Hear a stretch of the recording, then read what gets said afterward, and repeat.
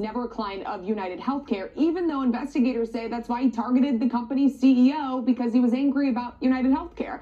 The company has remembered Brian Thompson, who you're looking at on your screen, as the company, man. He did a lot for the company. And the CEO, Andrew Whitty, wrote an op-ed today, Neil, saying this in part: "We know the health system does not work as well as it should, and we understand people's frustrations with it.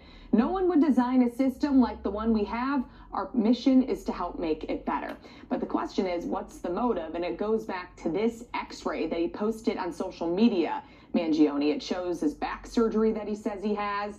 But people who knew him in Hawaii tell me he didn't seem to be in much pain. He went to yoga and belonged to a bunch of gyms. His yoga instructor tells me he was taking several classes just last year. So Mangione was into health and wellness, I'm told. A shop owner in Hawaii, Neil, tells me he stopped him frequently to buy incense and even a sound bowl that is supposed to help with healing and meditation. Watch.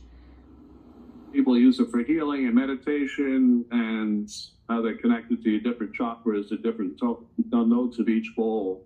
Seem to be pretty happy to get it.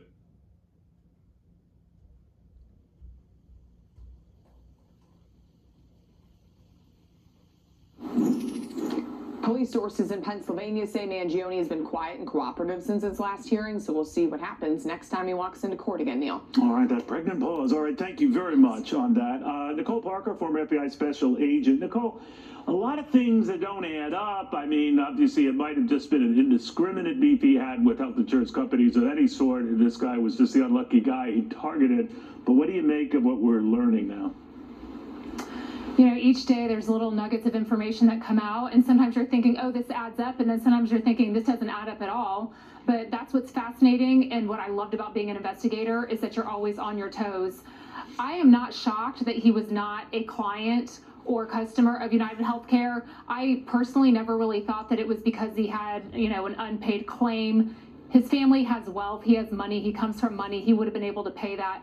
But what I do continue to look back on is the last 6 months where he went off the grid. And even his mother was not able to locate him since July 1st. And she had barely reported that to law enforcement November 18th. But I do think that what was he doing in that 6-month time frame? A lot of times when someone is looking to go and jump onto that pathway to violence, there is that precipitating stressor. And for him, it seems that it may have been the surgery, the exorbitant amount of pain that he may have been in, and really trying to redefine his life. What is his purpose?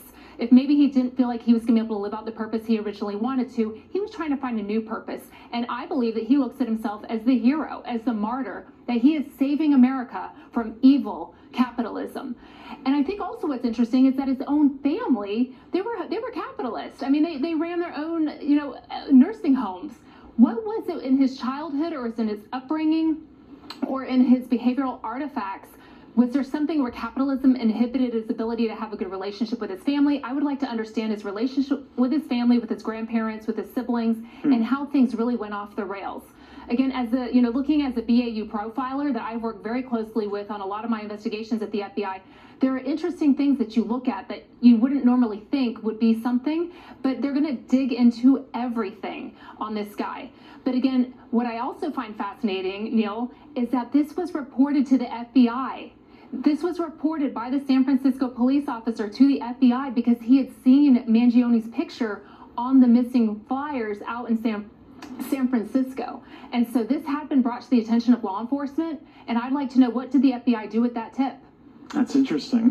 Nicole, you probably heard that the CEO of United Health Group, that's the parent company for United Healthcare, wrote a piece in the New York Times today. The healthcare system is flawed, and we got to fix it. And no one doubts that our healthcare system is flawed, and we do have to fix it. But this, of course, born of this tragedy that makes people forget that a father was brutally killed on a city street just a couple of blocks from where I sit. And that's all well and good that we're addressing what ails the healthcare industry, but saying that that was somehow a justification, not that the CEO of the parent company was saying that, but that he maybe felt compelled to write this to say that this is a moment to do that. What do you think?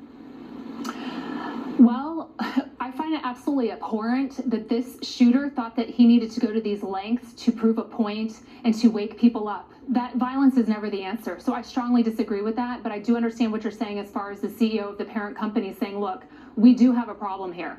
And I believe that the shooter probably finds this as a success. Look, he had to go to these great lengths to get the attention of those high up in these Fortune 500 companies, and in this instance, a healthcare company. But again, as an FBI agent and a law enforcement officer and a human being, it is absolutely unconscionable that he felt that he had to murder someone to get the attention. That is just wrong. Yeah.